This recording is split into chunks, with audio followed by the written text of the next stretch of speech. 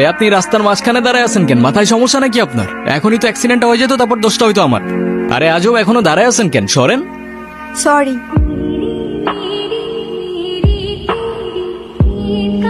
নাম কি? নূপুর। এভাবে একা রাস্তায় দাঁড়িয়ে আছেন কেন? আপনি কোথায় যাচ্ছেন? রূপগঞ্জে। আপনি চাইলে আমি আপনাকে ড্রপ করে দিতে পারি। দেখেন, এরকম একটা রাস্তায় আপনি অন্য কোনো ট্রান্সপোর্ট বা কিছু পাবেন কিনা কোনো ঠিক নাই।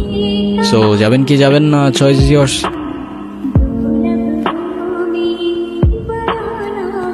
ফাঁকা রাস্তা, একা একটা মেয়ে মানুষ, তার উপরে আবার বিয়ের সাজে, রিস্ক তো আছে বস। আপনি মনে হয় একটু বেশি কথা বলেন না?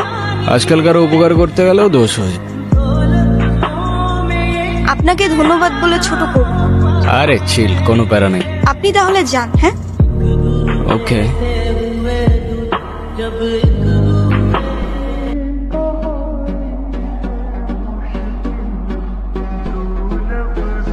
আসসালামু আলাইকুম, কেমন আছেন আপনারা? আমি কয়খানি দেখছি বুঝছেন, আপনারা আমি টিভিতে দেখছি। টিভি সমস্যা কি তোর?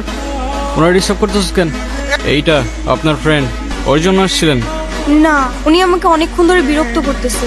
এই বউ, এটা কে? ওই কি লাগে ও তোর? আফা আফা, উনি আমার আফা হয়। হ্যাঁ, মেয়ে দেখলে মাথা ঠিক থাকে না? না, বিরক্ত করতেছিলি কেন? বিরক্ত নয়তো গুরু, আমি ওনাকে প্রোটেকশন দিচ্ছি। এলাকা তো ভালো না, মাল করে ভরা। তোর প্রোটেকশন দেওয়া লাগবে না, যা তুই যা, ফোট।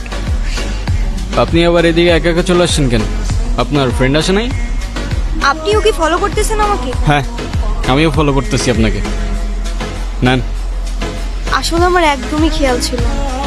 আপনার গাড়িতে ফেলে আসছিলাম না? ইয়েস ম্যাম, আর আমাকে ডাউট করার জন্য শুক্রিয়া। আল্লাহ। একটা কল করা যাবে? হ্যাঁ। হ্যালো, আমি নূপুর। ও, তোমার নাম্বার কি হয়েছে? বাসায় ফেলে আসছি। আমি তো রূপগঞ্জে, তুমি কোথায়? কিন্তু আমি তো রূপগঞ্জ নাই এখন। তোমাকে না কালকে বললাম আমি রূপগঞ্জে আসতেছি। সরি সরি, তুমি এক কাজ করো, শ্যামপুর স্টেশনে আসো, ওইখান থেকে আমরা একসাথে পালায় যাবো। আচ্ছা ঠিক আছে। কি হয়েছে? কোনো সমস্যা? আপনি কি আমাকে একটু শ্যামপুর স্টেশনে পৌঁছে দিতে পারবেন? চলেন।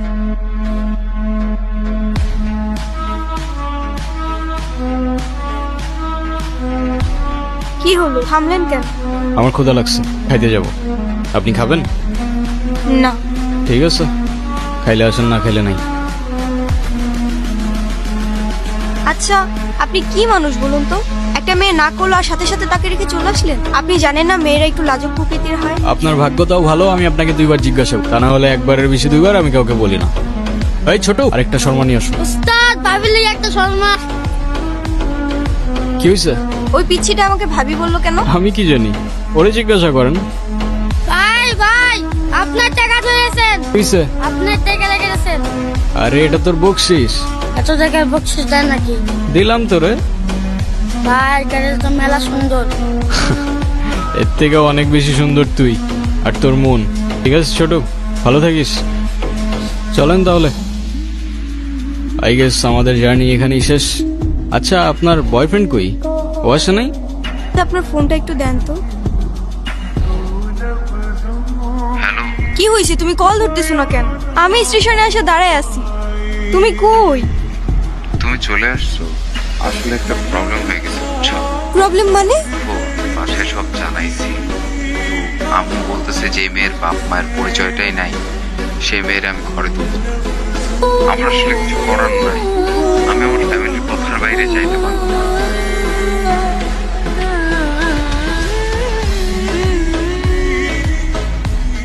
আচ্ছা, আমার সাথে বারবার কেন এমন করে বলতে পারেন? সে যেহেতু আসে নাই, আপনি বাসায় ফিরে যান। না, আমি আর ওই বাসায় ফিরতে পারবো না। মা বাবা হারানোর পর আমি আমার মামা বাড়িতেই বড় হই। মা বাবা কখনোই বুঝে ওঠার বাবা মার ভালোবাসাটা খুঁজে পায়। তো খারাপ আছিস কে? টাকাটা দে। দেরি। এই 500 টাকা তোর কাছে রাখ। আর তোর মামি আসলি কোষ? আমি হাটে গেছি। হ্যাঁ, অভ্যাস। 3 বেলা না খেয়ে থাকলেও তার জুয়া ছাড়া এক মুহূর্ত চলত। আর তার জুয়ার সঙ্গী ছিল জাহাঙ্গীর। এমনি খেললে তো বাড়িঘর বন্ধ রাখতে হইব। এর থেকে তোমার আমি যেটা কইছি সেটা তোমার লেগে ভালো। টাকা পয়সা কোনো সমস্যা না, টাকা পয়সা সব আমি তোমার ম্যানেজ করে দেব।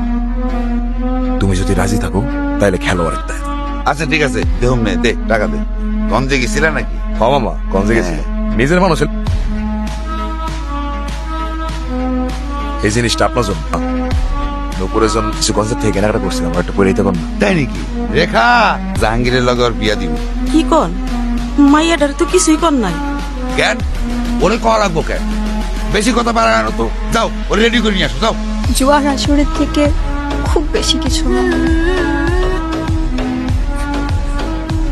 দেখি আমার হবু বউটাকে কেমন লাগতেছে তরে না একটা পুলায় ভালোবাসে কল দিয়া পুলাটার সাথে পালায় আসা তোর জীবনটা নষ্ট করিস না।